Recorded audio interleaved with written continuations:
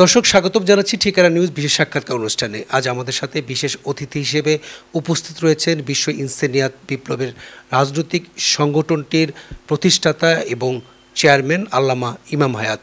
আমরা কথা বলবো, জানবো বিশ্ব ইনসানিয়াত বিপ্লব সম্পর্কে, একই সাথে বাংলাদেশে বিশ্ব ইনসানিয়াত বিপ্লব কী ধরনের কর্মকাণ্ড পরিচালনা করার পরিকল্পনা নিয়ে প্রতিষ্ঠা লাভ করেছে এ বিষয়ে। ধন্যবাদ আপনাকে। আসসালামু আলাইকুম রহমতুল্লাহ। বিশ্ব ইনসানিয়াত বিপ্লব বাংলাদেশ, আমরা মানবতার রাজনীতি ভিত্তিক সংগঠন। মানবতার রাষ্ট্রই আমাদের লক্ষ্য, মানবতার দুনিয়াই আমাদের লক্ষ্য। এর ঊর্ধ্বে মানব সত্তা, বস্তুর ঊর্ধ্বে স্রষ্টার নামে স্রষ্টার আলোকে মানব সত্তাকে পুনরুজ্জীবিত করা ইনসানিয়াত বিপ্লবের মূল আত্মিক লক্ষ্য। তো আমাদের সেই লক্ষ্যে আমরা এখন কাজ করে যাচ্ছি। বর্তমান বাংলাদেশ এবং সারা দুনিয়ায় যে মানবতা বিরোধী দুইটা রাজনীতি কার্যকর আছে, সেই দুইটা রাজনীতি থেকে মানবতাকে রক্ষাই, মানবতা রাষ্ট্র গড়ে তোলাই আমাদের রাজনৈতিক মূল লক্ষ্য। সেই লক্ষ্যে আমরা জনমত গঠন এবং এর বিপরীত ধারা থেকে মানুষকে উদ্ধার, রাষ্ট্রকে রক্ষার, ধর্মকে রক্ষার, সব মানুষের অধিকার স্বাধীনতাকে রক্ষার জন্য কাজ করে যাচ্ছি। একটু জানবো, সেটা হলো যে আপনারা তো রাজনীতিভাবে নিবন্ধন পেয়েছেন এবং আপনাদের যে কর্মকাণ্ড, সেই কর্মকাণ্ডের সাথে এখনকার যে রাজনৈতিক দলগুলো রয়েছে বাংলাদেশের, সেটা ধর্মভিত্তিক রাজনীতি যারা করছেন, একই সাথে বৈষম্যহীন রাজনীতিও যারা করছেন, এর মধ্যে আসলে আপনাদের পার্থক্যটা কোন জায়গাটায়? আপনারা কোন জায়গাটায় আপনাদেরকে আলাদা করে আপনারা আত্মপ্রকাশ করেছেন, বা আপনারা বিভিন্ন যে আপনাদের যে সদস্য সংগ্রহ যে কার্যক্রম, সেখানে আপনারা কোন বিষয়টি তুলে ধরছেন? ধন্যবাদ আপনাকে। বর্তমানে দুনিয়ায় এবং বাংলাদেশে দুইটা রাজনীতি আছে। একটা ধর্মের নামে রাজনীতি, যে বিভিন্ন ধর্ম রাষ্ট্র করার যে রাজনৈতিক দল ধারা, আরেকটা ধারা আছে বস্তুবাদী চেতনার ভিত্তিতে বস্তুবাদী জাতীয়তাবাদী ধারা। তো এই দুইটা ধারাই ধর্মবিরোধী, জীবন বিরোধী, মানবতা বিরোধী, অধিকার স্বাধীনতা হরণকারী। এই দুইটা ধারাকে সংক্ষেপে এক গোষ্ঠীবাদী রাজনীতি বলা যায়। তারা কোনো একক ধর্ম বা কোনো একটা মতবাদ বা কোনো একটা জাতির, গোত্রের, সম্প্রদায়ের প্রতিনিধিত্ব করেন, সব মানুষের প্রতিনিধিত্ব করেন না। তো পৃথিবীতে বৈষম্যহীন, বৈষম্যমুক্ত, বৈষম্য থেকে উদ্ধারের জন্য মানবতাকে বিভক্তকারী এবং বিদ্বেষ তৈরিকারী যে রাজনীতি, এই দুইটা রাজনীতি থেকে উদ্ধারের জন্য সব মানুষের প্রতিনিধিত্বশীল একমাত্র রাজনৈতিক দল ইনসানিয়াত বিপ্লব। আর যদি কোথাও থাকতো আমরা সেটাকে স্বাগত জানাতাম, কিন্তু আমরা দুঃখের বিষয় যে সব মানুষের প্রতিনিধিত্ব করে, সব মানুষের মানবিক স্বার্থের রক্ষা করে এবং সব মানুষের কল্যাণে সব মানুষ সদস্য হতে পারে এমন কোনো রাজনীতি বা রাজনৈতিক দল আমরা নিকট ইতিহাসে দুনিয়াতে দেখি নেই। তো এখনও যারা বৈষম্য বিরোধী বলছেন, তারাও আসলে কোনো না কোনো গোষ্ঠীর প্রতিনিধিত্ব করছেন। তাদের রাজনীতির ভিত্তিটা হচ্ছে বস্তুবাদী জাতীয়তাবাদী রাজনীতি। অথচ জাতীয়তাবাদ হচ্ছে মানুষে বিভেদ, বৈষম্য সৃষ্টি করে। ভাষাগত জাতীয়তাবাদের মাধ্যমে ভাষাগত বৈষম্য, রাষ্ট্রীয় জাতীয়তাবাদের মাধ্যমে রাষ্ট্রগত বৈষম্য, বিদ্বেষ, যুদ্ধ বিগ্রহ, বর্ণগত জাতীয়তাবাদের মাধ্যমে মানুষে বিভেদ বৈষম্য, লিঙ্গগত জাতীয়তাবাদের মাধ্যমে মানুষে বিভেদ বৈষম্য। এভাবে এই বৈষম্যের মূলেই আছে বস্তুবাদী জাতীয়তাবাদ এবং ধর্মের নামে অধর্ম, উগ্রবাদ। ধর্ম এগুলো শিক্ষা দেয় নাই। প্রকৃত ধর্ম স্রষ্টার নামে স্রষ্টার আলোকে আত্মপরিচয়। প্রকৃত ধর্ম হচ্ছে স্রষ্টার ভালোবাসায়, স্রষ্টার রাসূলের ভালোবাসায়, সব মানুষকে ভালোবাসা, সব মানুষের কল্যাণ সাধন করা। কিন্তু এখন ধর্মের শিক্ষার বিপরীতে ধর্মের নামে অধর্ম, উগ্রবাদী অপরাজনীতিগুলো সন্ত্রাসবাদ, জঙ্গিবাদ রূপে আবির্ভূত হয়েছে। ইসলামের নামে এবং অন্যান্য ধর্মের নামে এগুলো খুন, সন্ত্রাস, জুলুম এবং ধর্মকে বিকৃত করছে। তো ইনসানিয়াত বিপ্লবের সাথে এই ধর্মবাদী রাজনীতি, আসলে ধর্মবাদীও নয়, ধর্মের নামে অধর্ম, উগ্রবাদী রাজনীতি এবং বস্তুবাদী জাতীয়তাবাদী বিভেদ বৈষম্যের এই পাশবিক রাজনীতির সম্পূর্ণ বিপরীত এই ধর্মের নামে অধর্ম, উগ্রবাদী অপরাজনীতি এবং একক জাতীয়তাবাদী গোষ্ঠীবাদী চেতনাভিত্তিক রাজনীতি থেকে ধর্মকে, জীবনকে, মানবতাকে, রাষ্ট্রকে উদ্ধারের লক্ষ্যে ইনসানিয়াত বিপ্লব কাজ করছে এবং সব মানুষকে এই সত্য মিথ্যা, ন্যায় অন্যায়, কল্যাণ অকল্যাণ বুঝিয়ে আবার মানবতার রাজনীতি প্রবর্তন, মানবতার রাষ্ট্র গড়ে তোলা, মানবতার দুনিয়ার গড়ে তোলার লক্ষ্যে কাজ করছে। একটু জানবো, এটা হলো যে নতুন বাংলাদেশ এবং এই নতুন বাংলাদেশে আসলে নতুন করে সবাই সংগঠিত হচ্ছে, রাজনৈতিক দলগুলো হচ্ছে, সরকার নতুন করে সব কিছু চিন্তা ভাবনা করছে। এখানে যেই ধর্মভিত্তিক রাজনীতি যারা করছেন এখন, আগামীতে তারা আসলে ঐক্য করার চেষ্টা করছেন। তো আপনারা তো ধর্মের একটা অংশ নিয়ে আপনারা কাজ করছেন, হয়তো বা ধর্মের তাদের সাথে আপনাদের মত পার্থক্যের জায়গাগুলো কতটুকু সেটা ভেবে চিন্তে করে অথবা তাদের সাথে আপনারা যাবেন কি না, বা এই যখন ঐক্যের বিষয় আসবে তখন আপনাদের অবস্থান কী থাকবে একটু জানবো। জি, ধন্যবাদ আপনাকে। যেহেতু আমাদের মূল বিষয় হচ্ছে ধর্মের মূল শিক্ষা, রাষ্ট্র এক ধর্মের এক জাতির নয়, তাই যারা ধর্মভিত্তিক দল করতে চাচ্ছেন রাষ্ট্রকে এক ধর্মে, তাদের সাথে আমাদের মৌলিক বৈপরীত্য আছে।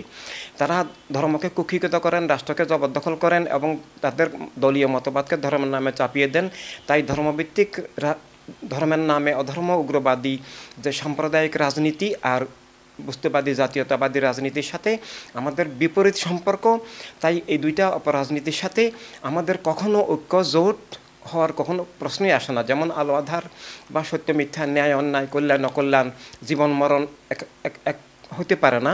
তাই এই দুইটা রাজনীতির বিরুদ্ধেই ধর্ম রক্ষা, মানবতা রক্ষা, জীবন রক্ষা, রাষ্ট্র রক্ষার জন্যই আমাদের সংগ্রাম। তাই এই দুইটা রাজনীতি আমাদের সাথে একেবারে মৌলিকভাবে তাত্ত্বিকভাবেই বিপরীত, এবং আমরা তাদেরকে ধর্মের প্রতিনিধিও মনে করি না। তাদেরকে আমরা একদিকে ধর্ম ধ্বংসাত্মক, মানবতা ধ্বংসাত্মক, রাষ্ট্র ধ্বংসাত্মক মনে করি। তাই তাদের সাথে আমাদের কোনো আপোষজ্ঞ জোট হবে না। আগামী নির্বাচন নিয়ে আপনি কি চিন্তা করছেন, অর্থাৎ আপনাদের এই রাজনৈতিক দলটি কী চিন্তা করছে একটু জানবো। জি, ধন্যবাদ আপনাকে। বাংলাদেশের আগামী নির্বাচন সম্পর্কে আমরা খুব একটা আশাবাদী হতে পারছি না। তার কয়েকটা কারণ হচ্ছে, নির্বাচন হওয়ার জন্য দেশে একটা অনুকূল নিরাপদ পরিবেশ প্রয়োজন, সেটা নাই এবং সেটা গড়ে তোলারও কোনো অবস্থা আমরা দেখতে পাচ্ছি না। এছাড়া সুষ্ঠু, নিরাপদ এবং নিরপেক্ষ নির্বাচন হওয়ার জন্য, সবাই ভোট দিতে পারার জন্য সব দলের রাজনৈতিক অধিকার থাকা প্রয়োজন। সবাই যেন যার যার মত আদর্শ জনগণের কাছে তুলে ধরতে পারে নিরাপদে। কিন্তু বর্তমান সরকার সেটা দিচ্ছে না, আমাদেরকেও দিচ্ছেন না। তো এভাবে বর্তমান যে সরকার আছেন, অন্তর্বর্তী সরকার, তারা পক্ষপাত দুষ্ট, তারা পক্ষপাতহীন নন, তারা দলনিরপেক্ষ নন, তারা সব দলের প্রতি সুবিচার করছেন না। তারা ধর্মের নামে অধর্মগ্রবাদী কিছু দলকে রাষ্ট্রীয় পৃষ্ঠপোষকতা প্রশ্রয় দিয়ে এগিয়ে নিচ্ছেন। প্রশাসন, পুলিশ প্রশাসন সব কিছুকে ওনারা ওই তাদের সেই যে ধর্মের নামে দলগুলো আছে উগ্রবাদী, সেই দলগুলোর দলীয়করণ করছেন, রাষ্ট্রকে একটা দিকে ঠেলে দিচ্ছেন। তো এভাবে যদি দলনিরপেক্ষ সরকার না হয় এবং দলনিরপেক্ষ স্বাধীন নির্বাচন কমিশন না হয় এবং সমাজে নিরাপদ ভোট দেওয়ার, ভাই বোন সবাই ভোট দেওয়ার পরিবেশ না থাকে, এভাবে যদি নিরাপদে কোনো দল তার মতপথ তুলে ধরতে না পারে, কোনো দলকে যদি তারা কোণঠাসা করে রুদ্ধ করে রাখেন, আবার কোনো দলকে যদি রাষ্ট্রীয় প্রশ্রয় পৃষ্ঠপোষকতা করে থাকেন, তাহলে সুষ্ঠু নির্বাচন হবে না। তখন নির্বাচনটা হবে, দেখা যাচ্ছে যে আপাত দৃষ্টিতে ফেয়ার নির্বাচন, কিন্তু সেটা বাস্তবে ফেয়ার নয়, কারণ ফিল্ডে তিনি সব প্লেয়ারকে আসতে দিচ্ছেন না। তো এভাবে পাতানো খেলার মতো যদি নির্বাচন হয়, সেটা আসলে প্রহসনের নির্বাচন। একটু জানতে চাচ্ছি যে বিগত আপনারা তো এই দলটি তো বিগত সরকারের আমলেই আপনারা প্রতিষ্ঠা পেয়েছে, তখন আপনাদের অধিকার বা আপনাদের স্বাধীনতা কতটুকু ছিল? একই সাথে এখনকার যে অন্তর্বর্তীকালীন সরকার যে সংস্কার কার্যক্রম করছে একটি সুষ্ঠু নির্বাচনের জন্য, সেই সংস্কারের উপর আপনারা কতটুকু ভরসা করতে পারছেন? দুটা জিনিস জানবো। একটা হলো যে বিগত সরকারের আমলে আসলে আপনার যে স্বাধীনতার কথা বলছেন, আপনার যে অধিকারের কথা বলছেন, সেটা কতটুকু রক্ষা হয়েছে? একই সাথে এখনকার সময়ের যেই সংস্কার কার্যক্রম, সেই সংস্কার কার্যক্রমে আপনারা কতটুকু মনে করছেন যে আপনারা এবার অধিকার রক্ষা হবে? এটি একটু ক্লিয়ার করতে চাচ্ছি আমরা। ধন্যবাদ। বিগত সরকারের সময়েও আমাদের কোনো স্বাধীনতা ছিল না, অধিকার ছিল না, গণতন্ত্র ছিল না, সুষ্ঠু নির্বাচন ছিল না। আমরা বিগত সরকারের স্বৈরাচারী আচরণের, প্রশাসনের, নির্বাচনের, গণতন্ত্র হত্যার আমরা প্রতিবাদ করেছি, আমরা সংগ্রাম করেছি আদর্শিকভাবে, এবং আমরা এমনকি এই নির্বাচন কমিশনে গিয়ে আমাদের মহাসচিব কথা বলেছেন, দাবি দিয়েছেন, সুষ্ঠু নির্বাচনের জন্য 2টা প্রস্তাব দিয়েছিলেন যে সংসদ ভেঙে নির্বাচন দেওয়া হোক এবং গুন্ডাতান্ত্রিক পরিবেশ থেকে মুক্তির জন্য ভাই বোন সবাই নিরাপদে ভোট কেন্দ্রে যেতে পারার, ভোট দেওয়ার সুবিধার্থে সেনাবাহিনীর প্রত্যক্ষ তত্ত্বাবধানে নির্বাচন দেওয়া হোক। সেটা সরকার শুনেন নাই। আমরা সরারদি ময়দানে এই লক্ষ্যে জনসভা করেছিলাম, সরকার শুনেন নাই, নির্বাচন কমিশন শুনে নাই। এরপর আমরা হাইকোর্টে রিট করি, হাইকোর্টও সেটা অপারগতা প্রকাশ করেন। তারপর আমরা সুপ্রিম কোর্টে সেটার জন্য রিট করি। সুপ্রিম কোর্টও তৎকালীন সরকারের আজ্ঞাবহ হিসাবে আমাদের উপর অবিচার করেছেন, আমাদের দাবি মানেন নাই। তো আমরা বিগত সরকারের আমলেও আসলে রুদ্ধ ছিলাম, আমরা আমাদের স্বাধীনতা অধিকার পাই নাই, তাই আমরা তাদের অধীনে নির্বাচনও বয়কট করেছি। আর আমরা এখনও যা দেখতে পাচ্ছি, সরকার পরিবর্তন হয়েছে, ব্যক্তি পরিবর্তন হয়েছে, কিন্তু এক স্বৈরতন্ত্র থেকে আরেক স্বৈরতন্ত্রতে আমরা এসে পড়েছি। আমরা তখনও আমাদের অধিকার স্বাধীনতা ছিল না, এখনও আমাদের অধিকার স্বাধীনতা নাই। আমরা এখনও তৎকালীন ক্ষমতাসীন সরকারেরও আমরা ভিকটিম ছিলাম, এখনও বর্তমান ক্ষমতাসীন যে ইন্টারিম সরকার তাদেরও আমরা ভিকটিম। কি ধরনের আপনি ভিকটিম কথা বলছেন? এই কয় তারিখ, 2 তারিখে আমরা প্রেস ক্লাবের সামনে একটা শান্তিপূর্ণ সমাবেশ আয়োজন করেছিলাম। আমরা পুলিশের অনুমতি নিয়ে কর্তৃপক্ষকে জানিয়ে সব কিছু করেছি, তারা অনুমতি দিয়েছেন। আমাদের এই ভাই বোন সদস্যরাও সেখানে উপস্থিত হয়েছেন। উপস্থিত হওয়ার পর তারা আমাকে গাড়ি থেকেও নামতে দিচ্ছেন না, তারা আমাকেই গ্রেপ্তারের হুমকি দিলেন এবং ভাই বোনদেরকে গণগ্রেপ্তারের হুমকি দিলেন। এবং এছাড়াও দেখলাম যে বর্তমান অন্তর্বর্তী সরকারের যে সহযোগী সমন্বয়ক পরিষদ নামধারা, আপনি বলছেন যে প্রশাসন আপনাদেরকে অনুমতি দিয়েছে ওখানে অবস্থান নেওয়ার জন্য, সমাবেশ করার জন্য। এরপর আসলে কারা এটা করেছে? বর্তমান সমন্বয়ক চক্র, তাদের কিছু লোক প্রশাসনকে, পুলিশকে, সরকারকে, স্বরাষ্ট্র মন্ত্রণালয়কে আমাদের বিরুদ্ধে মিথ্যাচার করে, ব্যবহার করে তাৎক্ষণিক আমাদের প্রোগ্রাম বন্ধ করে দিয়েছেন এবং দেশের বিভিন্ন জায়গায় আমাদেরকে এভাবে প্রোগ্রাম করতে বাধা দিচ্ছেন, হুমকি দিচ্ছেন। তাই আমরা আসলে আমাদের নীতি আদর্শ, মানবতার নীতি আদর্শ তুলে ধরতে পারছি না, তাদের দোষ ত্রুটিও আমরা তুলে ধরতে পারছি না। তারা একপক্ষীয়ভাবে বিগত সরকারের মতোই গণতন্ত্র বিরোধী, তাদের আচরণ ফেসিবাদী আচরণ, তাদের আচরণ স্বৈরতান্ত্রিক আচরণ, তাদের আচরণ দেশকে জঙ্গিবাদের দিকে ঠেলে দিয়ে গণতন্ত্রকে, মানবাধিকারকে, রাষ্ট্রকে ধ্বংস এবং জবরদখল করা। এখনকার অন্তর্বর্তীকালীন সরকার তো আসলে সব দলের একটি সমান অধিকার নিয়ে সামনে যাচ্ছে, বলছে সবার অধিকার সমান রয়েছে, একই সাথে আগামী নির্বাচন দিয়ে তারা চলে যাবে এমনটি কিন্তু বলছে। সেটা নির্ধারিত একটি সময়ের পরে, সেটা 1 বছর, 2 বছর বা 3 বছর যেটাই হোক। তো এই ক্ষেত্রে আপনি কি মনে করছেন বিশ্ব ইনসানিয়াত বিপ্লবকে প্রতিরোধ করে এই সরকারের লাভটা কি? যে এই সরকার যেহেতু জঙ্গিবাদের দিকে ঝুঁকে আছেন, এই সরকার জঙ্গিবাদকে পৃষ্ঠপোষকতা করতে চাচ্ছেন। আমরা যেহেতু একক ধর্মের নামে জঙ্গিবাদ, উগ্রবাদের বিরুদ্ধে, আমরা যেহেতু জাতীয়তাবাদের বিরুদ্ধে, তাই তারা আমাদেরকে ঠেকিয়ে, আমাদেরকে কোণঠাসা করে, আমাদেরকে রাজনীতি নির্বাচন থেকে দূরে রেখে একপক্ষীয় পাতানো খেলার নির্বাচন করে দেশকে জঙ্গিবাদ, উগ্রবাদের দিকে জবরদখল ঠেলে দিতে চাচ্ছেন। আর না হয় আমাদের সমাবেশ কেন বন্ধ করবেন, আমাদেরকে কেন কাজ করতে বাধা দিবেন, জনগণের কাছে যেতে বাধা দিবেন? আমাদেরকে বিভিন্নভাবে তারা বাধা দিচ্ছেন, হুমকি সৃষ্টি করছেন, আতঙ্ক সৃষ্টি করছেন এবং আমরা স্বাধীনভাবে কাজ করতে পারছি না। জি, আপনারা তো এর মধ্যে সংবিধান সংস্কারের যে প্রস্তাবনা আপনাদের বিশ্ব ইনসানিয়াতের পক্ষ থেকে দেওয়া হয়েছে, সেখানে আমি একটু মোটা দাগে শুনতে চাচ্ছি যে সবচেয়ে যেগুলো আসলে অন্যান্য রাজনৈতিক দল থেকে একটু পার্থক্য, আসলে মানুষের সমাজের যারা মানুষ, আপনারা বলছেন যে এখানে নারী পুরুষ সমান, সবার সমান অধিকার, হ্যাঁ, ধর্ম সবার জন্য সমান। এখানে কী ধরনের আপনাদের বক্তব্য রয়েছে, মোটা দাগে একটু শুনবো আমরা। জি, ধন্যবাদ আপনাকে। আসলে ইনসানিয়াত বিপ্লব, মানবতা রাজনীতি, এটা বর্তমান নিকট ইতিহাসে সম্পূর্ণ নতুন রাজনীতি, দুনিয়ার বর্তমান ইতিহাসে সর্বাধুনিক রাজনীতি, মানবতা রাজনীতি, যেটা সব মানুষের অধিকার স্বাধীনতার রক্ষক, সব মানুষের প্রতিনিধিত্বশীল, সব মানুষের মানবিক স্বার্থের পক্ষে কাজ করে, সব মানুষের ধর্ম, বর্ণ, জাতি, গোত্র, মত পথ নির্বিশেষে সব মানুষের সমান অধিকার, সমান আত্মমালিকানা, সমান রাষ্ট্রীয় মালিকানা, সমান বিশ্ব নাগরিকত্বের পক্ষে কাজ করে। তো অতএব সেই লক্ষ্য নিয়ে আমরা যে সংস্কার প্রস্তাব দিয়েছি, যে সংবিধান সংস্কার কমিশন থেকে আমাদেরকে চিঠি দেওয়া হলো আমাদের ইনসানিয়াত বিপ্লবের পক্ষ থেকে প্রস্তাব চেয়ে, তাই আমরা বলেছি যে মৌলিক সংস্কার করা প্রয়োজন, রাজনীতির সংস্কার। যে রাজনৈতিক দল হতে হলে সেটা একক ধর্ম নামে হতে পারবে না, একক মতবাদের নামে হতে পারবে না, সেটা সব মানুষের প্রতিনিধিত্বশীল হতে হবে। কারণ একক গোষ্ঠীবাদীর রাজনৈতিক দল হলে রাষ্ট্রই একক গোষ্ঠীবাদী হয়ে যায়, আর একক গোষ্ঠীবাদী রাজনীতির মাধ্যমেই দুনিয়াতে স্বৈরতন্ত্র, গোষ্ঠীতন্ত্র, ফেসিবাদ কায়েম হয়, অন্য সব মানুষের অধিকার উৎখাত হয়, একক গোষ্ঠীর রাষ্ট্র হয়ে যায়। তো এই জন্য আমরা রাজনীতির সংস্কার, যে দল আর রাজনৈতিক দল এক নয়, কোনো ধর্ম, মত, পথ, আদর্শের নামে অবশ্যই তারা দল করার সবার অধিকার আছে দুনিয়াতে, এটা মানবাধিকার।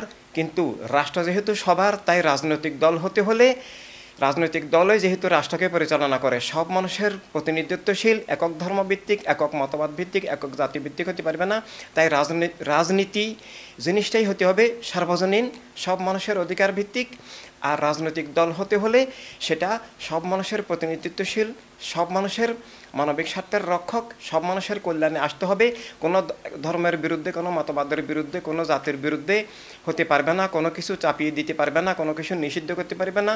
মানুষ হিসেবে সবার সমান অধিকার থাকবে, সত্য আর জ্ঞানের মুক্ত প্রবাহ থাকবে, রাষ্ট্রের সহায় সম্পদ সবাই পাবেন, রাষ্ট্র এক গোষ্ঠীবাদী হবে না। এই জন্য রাজনীতির সংস্কারের জন্য আমরা প্রস্তাব দিয়েছি যে রাজনৈতিক দল হিসাবে নিবন্ধিত হতে হলে তাকে সার্বজনীন মানবতার প্রতিনিধিত্বশীল হতে হবে। তাই একক ধর্মের নামে, একক জাতীয়তাবাদের নামে যে গোষ্ঠীবাদী রাজনীতি আছে সেটাকে সাংবিধানিকভাবে নিষিদ্ধ করতে হবে। এছাড়া আমরা আরও অনেক মৌলিক প্রস্তাব দিয়েছি, যে নাগরিকত্ব, তারা লিখেছেন বর্তমান সংবিধানের ভাষ্য হলো নাগরিকত্ব আইনগত বিষয়, আর আমরা বলেছি না, নাগরিকত্বটা স্রষ্টা রাসূলের ঘোষিত, স্রষ্টা প্রদত্ত জন্মগত মৌলিক বিষয়। যে বাংলাদেশ বা পৃথিবীর যেখানে যার জন্ম হবে, যে জনপদে, যে রাষ্ট্রে, তিনি সে রাষ্ট্রের জন্মগত নাগরিকত্ব লাভ করবেন। এভাবে নাগরিকত্ব জন্মগত, বংশগত, প্রাকৃতিক, আইনগত বিষয় নয়। হ্যাঁ, কেউ যদি অন্য রাষ্ট্রের নাগরিক হতে চায় বা এখানে এসে এখানে জন্মগত প্রাকৃতিকভাবে তিনি এখানে জন্মগ্রহণ করেন নাই, সেটাও বিশ্ব নাগরিকত্বের ভিত্তিতে তিনি আইনগতভাবে সে রাষ্ট্রের নাগরিকত্ব বর্তমান প্রেক্ষিতে পেতে পারেন। কিন্তু আমরা ইনসানিয়ত বিপ্লব মৌলিকভাবে বিশ্বাস করি যে প্রত্যেক মানুষ জন্মগতভাবে বিশ্ব নাগরিক, যদিও সেটা বর্তমান বিশ্বে কোথাও স্বীকৃত নয়, কিন্তু কোরআনুল কারীমে সেটা আছে, হাদিস শরীফেও সেটা আছে, সেটা স্রষ্টার দান, কিন্তু সেটা এখন বিলুপ্ত হয়ে গেছে। তারপরেও রাষ্ট্রীয় নাগরিকত্ব জন্মগত হওয়া উচিত। যেমন আমরা দেখছি বার্মা থেকে, আরাকান থেকে লক্ষ লক্ষ মানুষ নির্যাতিত হয়ে বাংলাদেশে এসেছেন, ঢুকেছেন, এখানে তাদের সন্তানরা হচ্ছে, তাদেরকে নাগরিকত্ব দেওয়া হচ্ছে না, তাদের বাচ্চারা স্কুলে ভর্তি হতে পারছে না, জীবনগুলো নষ্ট হয়ে যাচ্ছে। বর্ডারের ঊর্ধ্বে জীবন, রাষ্ট্রের ঊর্ধ্বে জীবন, সব জীবনকে রক্ষা করতে হবে যিনি যেখানে আসেন, কারণ জগৎ আল্লাহর, এবং আল্লাহ রাসূলের পক্ষ থেকে সব মানুষের জগতে তার জীবন বিকাশের সব অধিকার, শিক্ষা থেকে শুরু করে রুটি রুজি থেকে, নিরাপত্তা থেকে, আবাস নিবাস থেকে সব অধিকার সব মানুষের আছে, এবং সেটা হিউম্যানিটি, এটা given by Allah and his beloved holy রাসূল সাল্লাল্লাহু আলাইহি সাল্লাম, authority of life and standard all of humanity, সেটা এখন নাই। তো এভাবে আমরা আরও অনেক সংস্কার দাবি জানিয়েছি, যে জাতীয় পতাকা না বলে রাষ্ট্রীয় পতাকা বলা হোক, কারণ আমরা মানুষ হিসেবে মানব জাতীয়তায় বিশ্বাসী। বস্তুবাদী জাতীয়তাবাদে বিশ্বাস করলে, রাষ্ট্রীয় জাতীয়তাবাদে বিশ্বাস করলে, ভাষাগত জাতীয়তাবাদে বিশ্বাস করলে, বা বর্ণগত বা লিঙ্গগত জাতীয়তাবাদে বিশ্বাস করলে আমরা প্রমাণ করে দিতে পারবো যে মানব জীবন অস্বীকার হয়, মানব সত্তা অস্বীকার হয়, মানব জীবন অস্বীকার হয়, এবং মানবতা বিরোধী একটা সমাজ, রাষ্ট্র, বিশ্ব ব্যবস্থা মানবতা বিরোধী চেতনা কায়েম হয়, মানুষে বিভেদ, বৈষম্য, হিংসা, বিদ্বেষ, বিভক্তি, বিদ্বেষ তৈরি হয়, পৃথিবীটা কারাগার কষাইখানা হয়ে যায়। তাই রাষ্ট্রীয় পতাকা বলা হোক, জাতীয় পতাকা নয়, রাষ্ট্রীয় সঙ্গীত বলা হোক, জাতীয় সঙ্গীত নয়। এভাবে আমাদের সব মানুষের রাষ্ট্র অনেক হতে পারে, রাষ্ট্রীয় পতাকা শত শত হতে পারে, আমরা মানুষ এক জাতি, এমনকি ইসলামের দৃষ্টিতেও সমগ্র মুসলিম এক জাতি। আমি একটু প্রশ্ন রাখতে চাই, সেটা হলো যে আপনাদের যতটুকু আমি বুঝতে পারছি যে বিশ্ব ইনসানিয়ত বিপ্লবের যেই পরিকল্পনা, পরিধি বা রাষ্ট্র, সমাজ, মানুষ নিয়ে যে পরিকল্পনা, এটি আপনারা কীভাবে বাস্তবায়ন করতে যাচ্ছেন? আপনারা কি সরাসরি এই বিশ্ব ইনসানিয়ত বিপ্লব রাষ্ট্রীয় ক্ষমতা আসতে চাচ্ছেন, না আপনারা একটা জনপ্রতিনিধি হিসেবে থেকে আপনারা এই কাজ শুরু করতে চাচ্ছেন? কিভাবে শুরু করতে চাচ্ছেন আপনারা এগুলো? ধন্যবাদ। আমরা এখানে প্রথম যেটা জরুরি প্রয়োজন, মানুষ তার নিজের জীবন বুঝা। আমরা এটা জ্ঞানের বিপ্লব, আমরা এটা আদর্শিক বিপ্লব। আমরা সব মানুষকে বস্তুবাদ থেকে, ধর্ম নামে অধর্মগুলোবাদ থেকে মুক্ত করে, ধর্মের মূল্যবোধের ভিত্তিতে স্রষ্টার নামে স্রষ্টার আলোকে যে বস্তুর ঊর্ধ্বে মানব সত্তা, মানুষকে বুঝা যে নিজে মানুষ, অন্যও মানুষ, কোনো নিজের অধিকারের সাথে অন্যের অধিকার স্বীকার করা, যে আমার অধিকার যেমন আমি পেতে চাইব, তেমন অন্যের অধিকারও আমি রক্ষা করব। তাই রাষ্ট্র সবার, দুনিয়া সবার যদি হয়, মানবতার রাজনীতির মাধ্যমে, মানবতার রাষ্ট্র হলেই সবার অধিকার রক্ষা হয়। মানবতার রাষ্ট্র না হলে এক গোষ্ঠীর অধিকার কায়েম হয়, অন্য গোষ্ঠীর অন্য মানুষদের অধিকারগুলো উৎখাত, ধ্বংস, রুদ্ধ হয়ে যায়। তো এভাবে আমাদের প্রথম কাজ সারা পৃথিবীর সব মানুষকে বোঝানো যে আজকে আমরা আমাদের মানব সত্তা হারিয়ে ফেলেছি, আমরা গোষ্ঠীবাদী আপনারা রাষ্ট্রীয় ক্ষমতা আসতে চাচ্ছেন কিনা একটু জানবো, যে এটা আপনার যে আগামী নির্বাচনে অংশগ্রহণ করে আপনিও এই বিশ্ব ইনসানিয়াত বিপ্লবের দেশের 300 আসনে নির্বাচন করে রাষ্ট্রীয় একটা ক্ষমতায় আসার এটা পরিকল্পনা আপনার রয়েছে কিনা? কারণ যে পরিকল্পনা আপনি করছেন সেগুলো কিন্তু রাষ্ট্রের সর্বোচ্চ পর্যায়ের নীতি নির্ধারণের সিদ্ধান্ত। একই সাথে সংবিধান বলেন, আমাদের দেশের প্রত্যেকটা ক্ষেত্রে কিন্তু বিশাল পরিবর্তনের বিষয় যেগুলো আপনি বলছেন। তো এই জায়গাগুলো বাস্তবায়ন করার জন্য তো আপনার একটি যেই সুপ্রিম পাওয়ার যেটা দরকার, কারণ দেশের তো এই পরিবর্তনের জায়গাগুলো দীর্ঘদিন ধরে একটা জায়গায় চলে আসছে। সেই জায়গা থেকে এখন যদি আপনার এই বিশ্ব ইনসানিয়াতের যে পরিকল্পনা রাষ্ট্র সমাজ মানুষ নিয়ে, সেই জায়গা থেকে আপনি নির্বাচন নিয়ে কি চিন্তা করছেন, একই সাথে যে আপনাদের এই নির্বাচনের মাধ্যমে ক্ষমতায় আসা, এটা নিয়ে কি চিন্তা করছেন? জি, অবশ্যই আমরা নির্বাচনের মাধ্যমে প্রতিনিধিত্বের মাধ্যমে আমরা অবশ্যই রাষ্ট্র ক্ষমতায় যেতে চাই। অর্থাৎ এটা ব্যক্তি বা দলের ক্ষমতা নয়, রাষ্ট্রকে মানবিক করা। মানবতা রাষ্ট্র প্রতিষ্ঠার জন্য মানবতা রাষ্ট্র লাগবে, আর না হলে রাষ্ট্র ক্ষমতা যদি বস্তুবাদী, জাতীয়তাবাদী অথবা ধর্মের নামে উগ্রবাদীর হাতে থাকে তাহলে মানবাধিকার ধ্বংস হবে, মানবতা রাষ্ট্র হবে না, সব মানুষ তার অধিকার ফিরে পাবে না।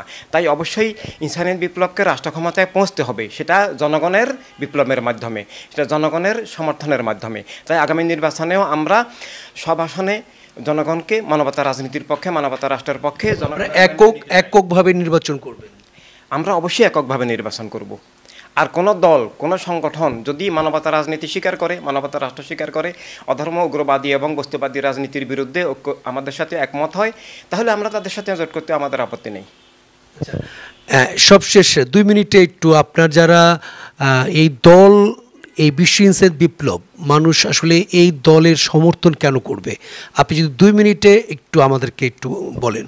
জি, নিজের জীবনকে ভালোবাসলে, নিজের অধিকার স্বাধীনতা নিরাপত্তা চাইলে, নিজের জীবনের আত্মমালিকানা, নিজের জীবনের স্বাধীনতা, নিজের বিশ্বাস আদর্শ নিয়ে চলার স্বাধীনতা, রাষ্ট্রীয় মালিকানা, যে খুন জুলুম অবিচার থেকে মুক্তি চাইলে, রাষ্ট্রের হক রুটি রুজি সবাই যদি সমানভাবে চায়, তাহলে তাকে তার নিজের স্বার্থে, তার ধর্মের স্বার্থে, রাষ্ট্র রক্ষার জন্য, মানবতা রক্ষার জন্য ইনসানিয়াত বিপ্লব করা ছাড়া কোনো বিকল্প নাই।